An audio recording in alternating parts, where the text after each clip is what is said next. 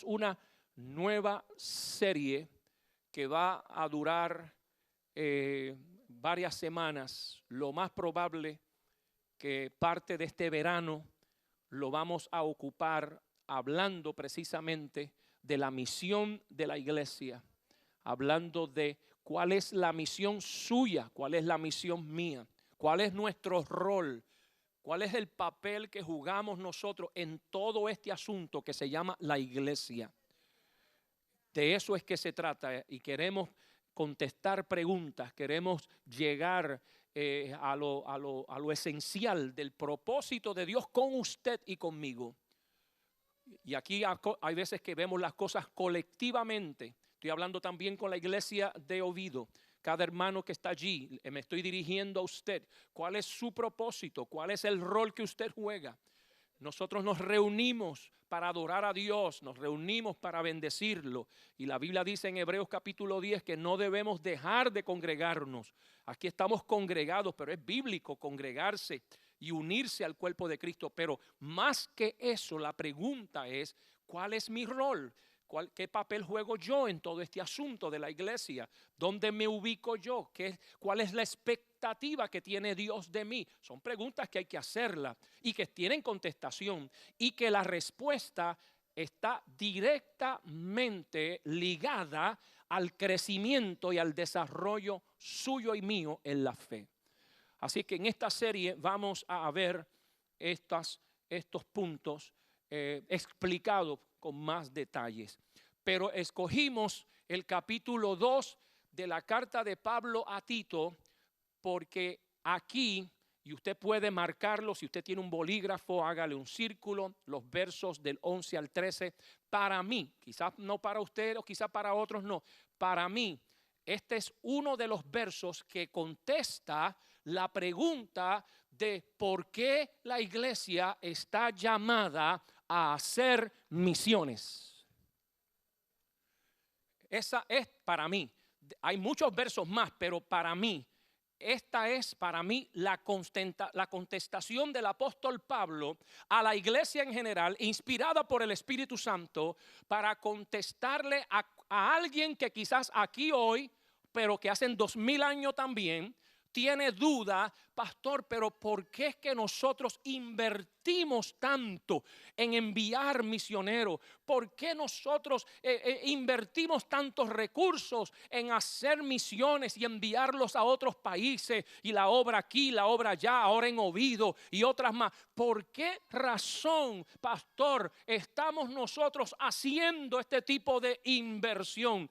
Aquí lo contesta para mí claramente. Cuando Pablo envía a Tito a la isla de Creta en el Mediterráneo, un lugar difícil, complejo, un lugar bien pagano, y Pablo envía a Tito allí y aparentemente, dicen algunos comentaristas, que Pablo tuvo que haber recibido unas cartas de Tito en donde el ambiente era hostil hacia él, no lo querían, lo estaban maltratando y de alguna manera Tito le envía una carta a Pablo y le dice: ¿por qué me enviaste aquí? ¿Cuál es el rol mío aquí? ¿Por qué hacer tantas inversiones aquí cuando esta gente no nos quiere? Esta gente rechaza el evangelio. Y aquí para mí está la contestación de Pablo, que se convierte en la contestación de Dios por el Espíritu Santo para la iglesia. Verso 11. Razón número 1. Porque la gracia de Dios se ha manifestado para salvación a todos los hombres. Segunda razón, ¿por qué es que estamos allí? Porque enseñándonos que renunciando a la impiedad y a los deseos mundanos, vivamos en este siglo sobria, justa y piadosamente. Y tercera razón, aguardando la esperanza bienaventurada y la manifestación gloriosa de nuestro gran Dios y Salvador Jesucristo.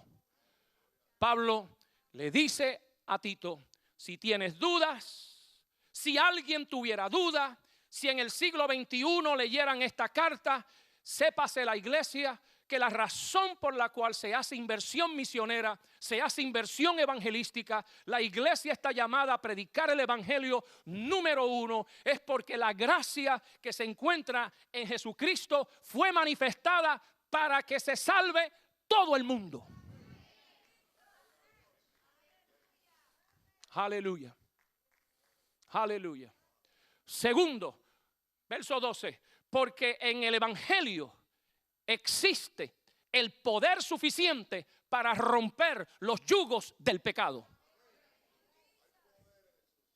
Y tercero, para que la gente sepa que tienen que prepararse porque un día Cristo viene a esta tierra de nuevo.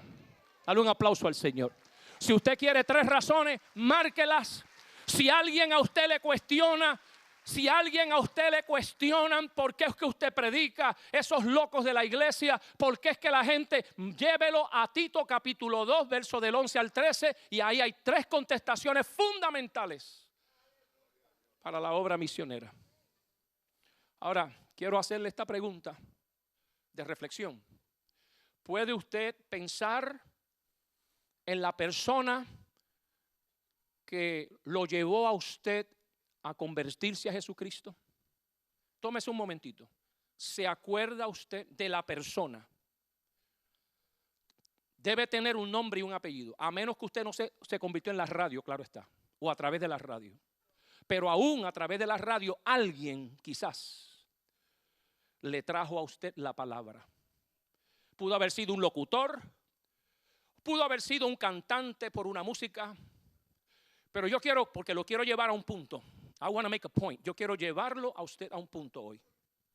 Piense quién fue la persona que le predicó a usted, que le enseñó a usted el evangelio, que lo trajo a los pies de Cristo. ¿Puede pensar en eso?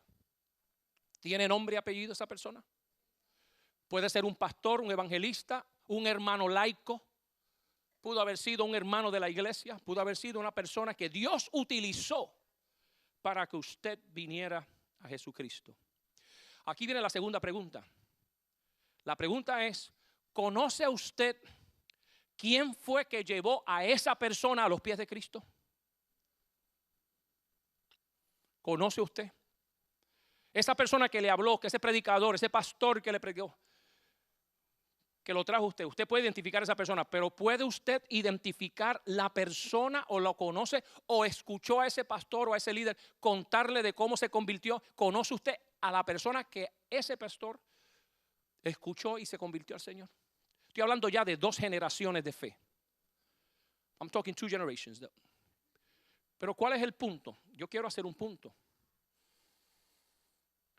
La razón por la cual usted y yo estamos aquí, hermano, es porque si yo sigo haciendo la pregunta, aunque usted desconozca los nombres, yo le garantizo que la persona que a usted le predicó, lo trajo a Cristo, alguien lo trajo a Cristo a esa persona. Y esa persona, lo más probable que alguien le predicó a Cristo, le causó algo en su corazón, se convirtió al Señor y Dios lo utilizó a esa persona para que madurara en la fe, para que luego le predicara a la persona que lo trajo a usted y luego esa persona cumplió su mandato y usted se convirtió. Yo puedo hablarle por lo menos de mi familia. Y en el caso puedo hacer la narrativa rápida porque la escuché tantas veces y parte de esa historia la conozco porque ahora la he estudiado y he leído también. Pero mi padre, yo llevo desde el año 56 en el evangelio. Saque la cuenta y haga las matemáticas y puede salir con mi edad.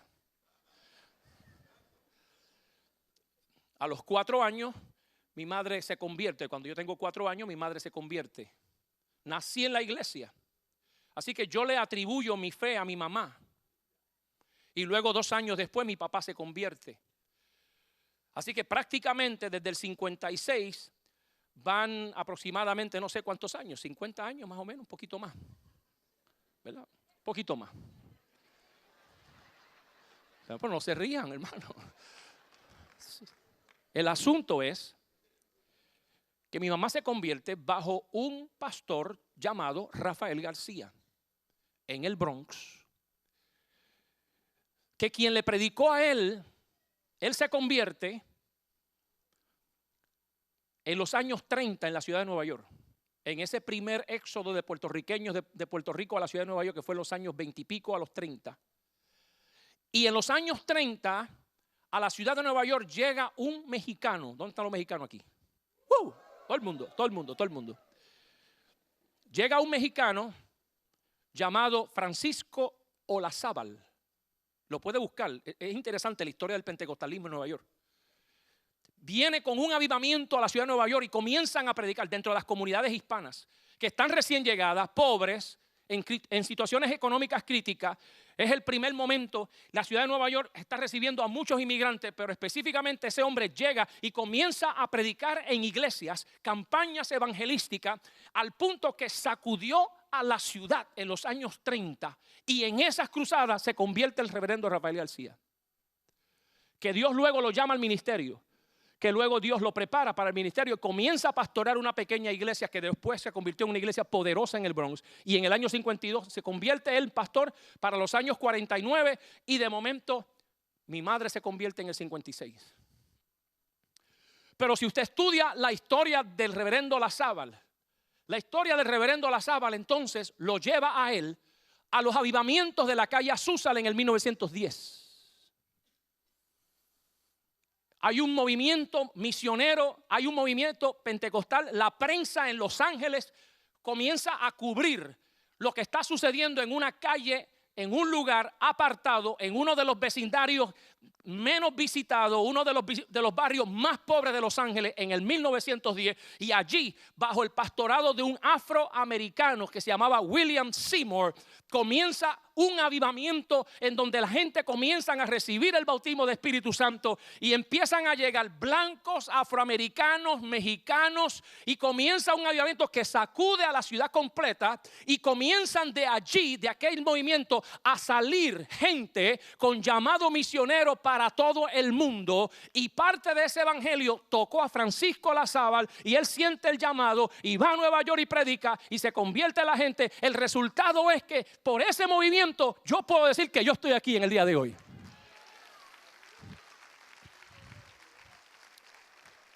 Y lo interesante del movimiento de la calle Azusa es que ya para el 1898 Puerto Rico se convierte en posesión de los Estados Unidos de América.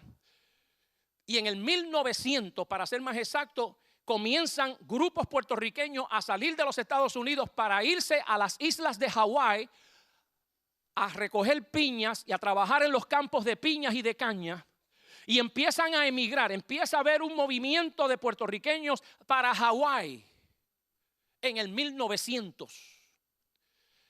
Cuando de momento empiezan los avivamientos del 1910, un grupo de misioneros, ya hay un grupo de puertorriqueños que están viviendo y hacían más de 10 años que vivían en Hawái, y un grupo de gente con llamado misionero salen de Los Ángeles rumbo a China a predicar el evangelio, pero paran en una de esas islas de Hawái y en una noche hacen un servicio, predican la palabra y allí hay una familia puertorriqueña que se convierte al evangelio allí en aquel lugar.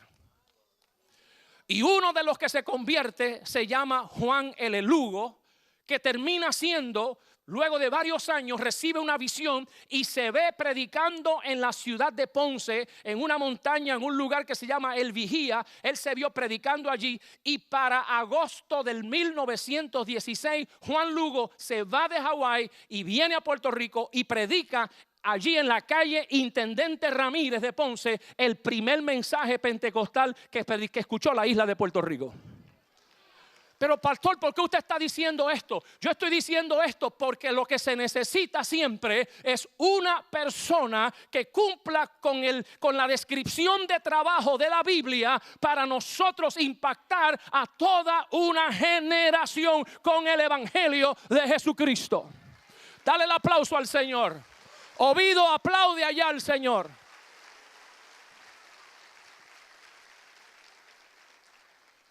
El impacto que puede tener una persona en el Evangelio. Y por esa razón es importante que usted se ubique. Alguien le predicó a usted, pero a esa persona alguien le predicó, y a esa persona alguien le predicó. Y si usted hace la línea de generaciones de fe, yo vengo a decirle que en 6 o 7 años usted va a regresar a 100 años de historia de que alguien escuchó el Evangelio, y si no hubiese sido por aquella persona 100 años atrás, usted no estuviera aquí en el día de hoy. Aleluya. Nosotros necesitamos una vida cristiana balanceada. Por esa razón, en este año, comenzamos el año predicando dejando un legado. Preocupados por las futuras generaciones y la importancia de ubicar, bíblicamente hablando, poniendo unas cosas en sus lugares para que la futura generación conozca a Cristo. Luego, para el mes de abril, comenzamos una enseñanza de cristología, hablando de nuestro sustituto que fue Cristo. Y ahora acabamos de finalizar un tema sobre familia. La Biblia le habla a la familia. Pero ahora entendimos que la vida cristiana tiene que ser balanceada. Que no necesariamente tiene que ser solamente enseñanzas que me ayuden y me motiven a vivir bien, sino que también me deben ubicar en la pregunta: ¿cuál es mi rol en la iglesia? Ahí está la vida balanceada. Los mensajes que usted escuche no pueden ser solamente mensajes de motivación de cómo usted alcanzar éxito. Estamos a favor del éxito y queremos superarnos en todo momento, pero para vivir una vida balanceada cristiana, también nosotros tenemos que preguntarnos: ¿cuál es mi responsabilidad frente al Evangelio y al reino de Cristo? ¿Cuál es mi responsabilidad delante del Señor? Y cuando usted honestamente se contesta esa pregunta, eso lo va a llevar a usted a hablar de misiones. La serie va a ser extensiva. La serie tiene que ver con nosotros. La serie tiene que ver con nuestra responsabilidad al mundo. Y la serie tiene que ver con la agenda de Dios. ¿Cuál es la misión de Dios? ¿Cuál es la misión de Dios? ¿Por qué nosotros hemos sido llamados? Nosotros somos una iglesia enviada. Diga conmigo, enviada. O sea, ya Dios nos envió. Usted es enviado. Dígale que está a su lado: usted fue enviado. O sea, no es que lo van a enviar, hermano. Si usted no lo ha leído, váyase a Mateo 28. A usted lo enviaron hace 2000 años atrás. A usted lo enviaron. You've been sent. Cada uno de nosotros nos han enviado. Ahora, que no lo estemos cumpliendo, eso es otra cosa. Pero cuando el Señor mira nuestra descripción de trabajo, Él nos ve enviados. Somos gente del camino. Somos sanadores heridos. Somos embajadores de Cristo. Somos extranjeros y peregrinos en esta tierra. Hemos sido enviados a hacer discípulos a todas partes del mundo. Si usted lo cree conmigo, dale un aplauso. Oído, apláudale ahí al Señor también. Se lo voy a repasar. Mateo 28, del verso 18 y 19. Toda autoridad me es dada en los cielos y en la tierra. Por tanto, id y haced discípulos a todas las naciones, bautizándolos en el nombre del Padre, del Hijo y del Espíritu Santo. Dios ve a la iglesia cumpliendo su misión. ¿Cómo Dios ve a la iglesia? Cumpliendo su misión. Dios te ve cumpliendo. Por lo menos la orden fue dada. Que cumplamos o no, esa entonces ahora es nuestra responsabilidad con el Señor. ¿Cuántos de ustedes, hermanos?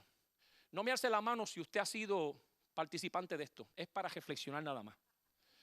¿Cuántos de ustedes han estado en un ambiente de trabajo donde cuando el supervisor se va, ¿qué hacen los empleados? Pero usted nunca ha estado ahí. Estoy hablando de otros empleados. De otros. Que cuando está el jefe de frente, el jefe, está todo el mundo en su escritorio, está todo el mundo haciendo y ponchando el papel y moviéndose, está todo el mundo ahí trabajo. El jefe no hace más que sabe parecer y todo el mundo.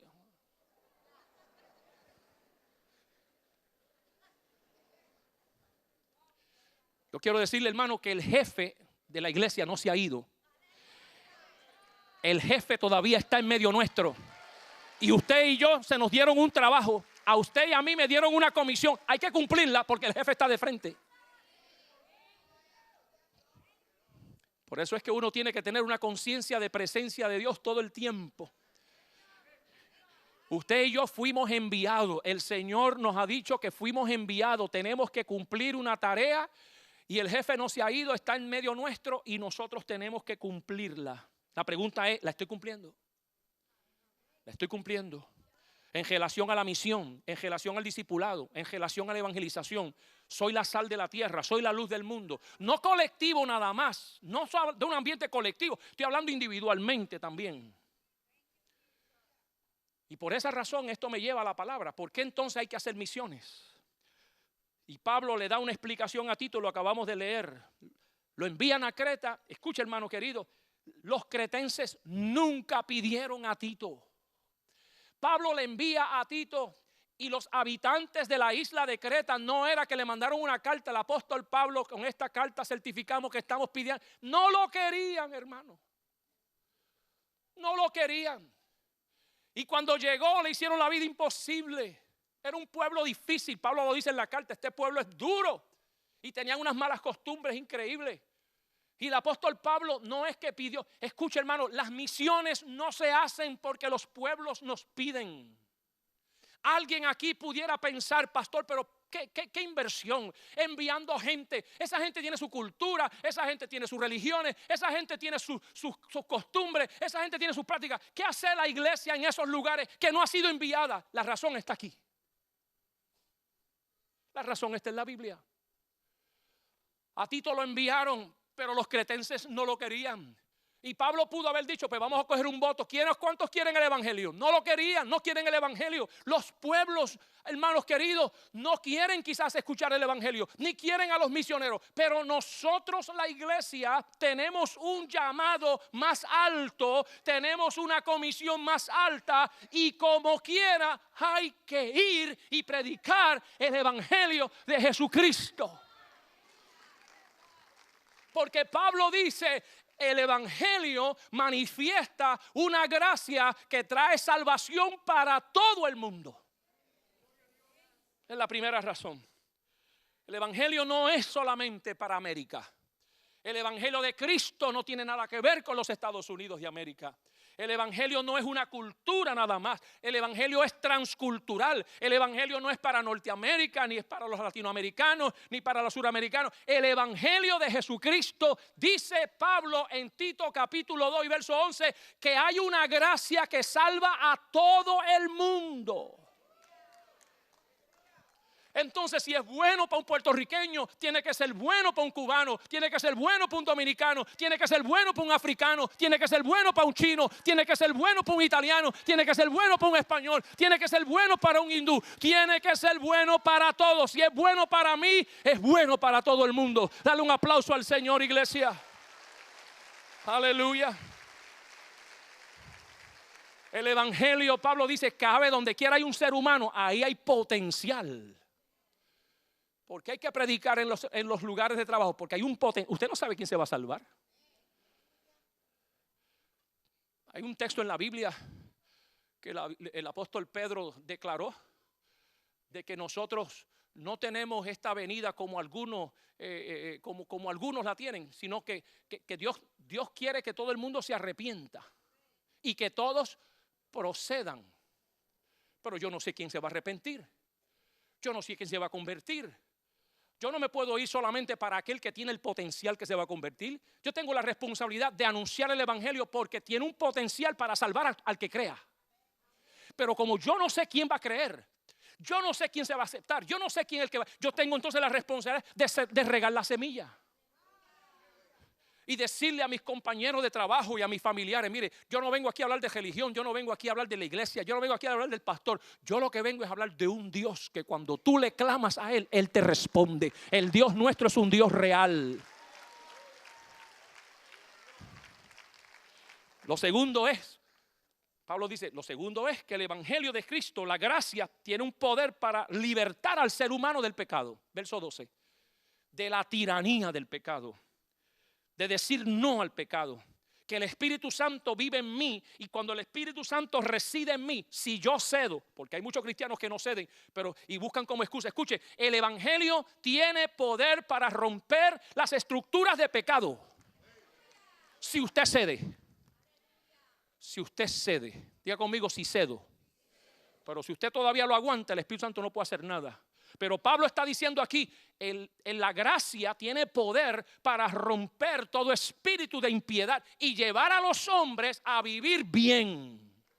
El evangelio, escucha hermano, el evangelio cuando se lleva a España y se lleva al norte de África y a Asia, el evangelio cuando se asienta en una vida y esa vida crece, ese evangelio tiene potencia para romper todo espíritu de impiedad en ese lugar.